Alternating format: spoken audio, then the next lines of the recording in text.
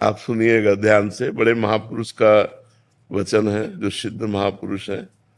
उन्होंने अपने किसी एक शिष्य के लिए लिखा, श्री हरि शरणम पत्र। बहुत जोर की बात, हम बड़ा एकांत में पढ़ा तो लगा जो चीज जैसे अपने को मीठी लगे ना, तो फिर अपने जनों को परोसी जाती है। ऐसे हमको अच्छा लगा, इसलिए बात हम इसी में आपका उत्तर भी हो जाएगा। मनुष्य जीवन का चरम और परम एकमात्र उद्देश्य है मोक्ष, भगवत प्राप्ति या भगवत प्रेम प्राप्ति। तीन बातें रखी गई, मोक्ष प्राप्ति या भगवत प्राप्ति या भगवत प्रेम प्राप्ति। ये मनुष्य जीवन का चरम और परम लक्ष्य है। जिस मनुष्य जीवन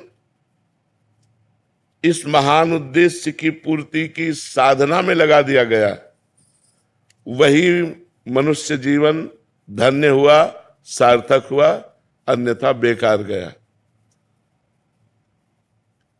मनुष्य जीवन में जो भी आपके पास मिला हुआ है, प्रत्येक सामग्री, जैसे बुद्धि, मन, इंद्रियां, धन, परिवार, समय, विद्या, विवेक, ये सब केवल भगवत प्राप्ति के लिए मिला है।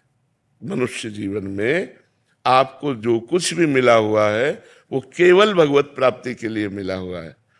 तो आपको पूरा प्रयत्न करके इन सब का प्रयोग भगवत प्राप्ति के लिए ही करना चाहिए। यही मनुष्य जीवन की सार्थकता है।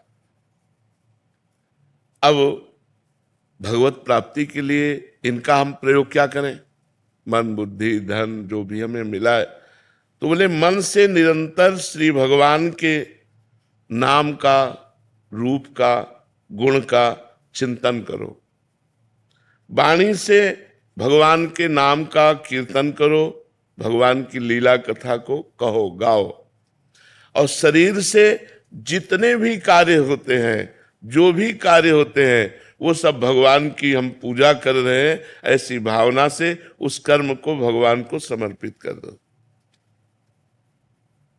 प्राणी मात्र में, चाहे वो स्त्री हो या पुरुष हो, जड़ हो या चैतन्य हो, सब में भगवान है। ऐसी भावना से अच्छी तरह जो तुम्हारे सामने आ जाए उसकी सेवा करो। जो तुम्हारे सामने आ जाए अच्छी तरह सेवा करो। जैसे कोई आपसे बात पूछ रहा है तो बहुत अच्छी तरह उत्तर दीजिए। कोई बीमार है, हो सके तो आप उसकी अच्छी सेवा कीजिए। सब में भगवान विराजमान है। कोई प्यासा है, पानी ला के दे दिया। हम यात्रा में जा रहे हैं, बैठे हैं हम अपनी सीट पर, रिजर्व सीट है, लेकिन कोई हमें वृद्ध दिखाई दे रहा है, हम खड़े हो जाते हैं, उसे बैठा देते हैं। सब में भगवत भावना करके कि हमारे भगवान सब जीवों में विराजमान है। जहां जैसी जिसको आवश्यकता हो अच्छी तरह से सेवा करो।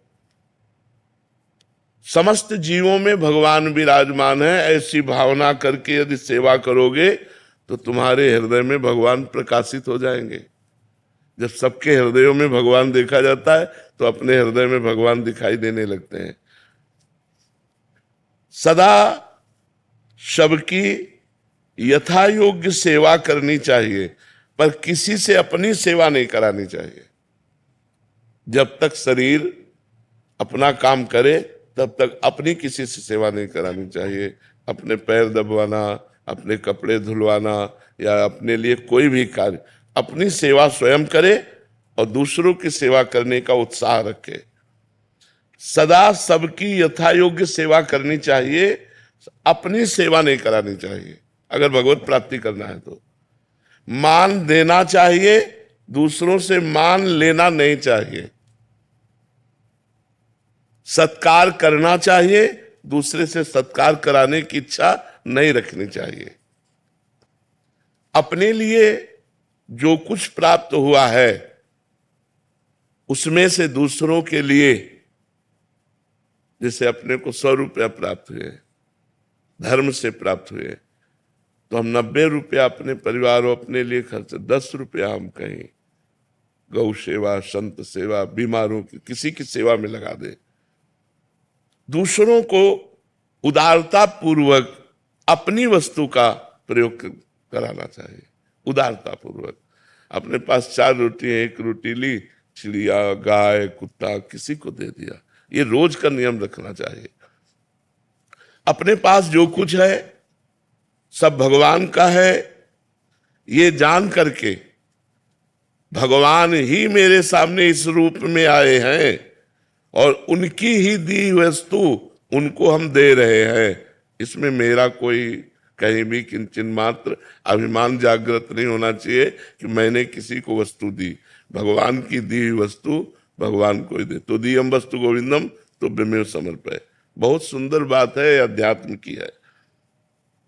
अगर हम दूसरों का उपकार करते हैं, दूसरों को वस्तु देते हैं, दूसरों की सेवा करते हैं, तो हमें नम्रता बढ़नी चाहिए।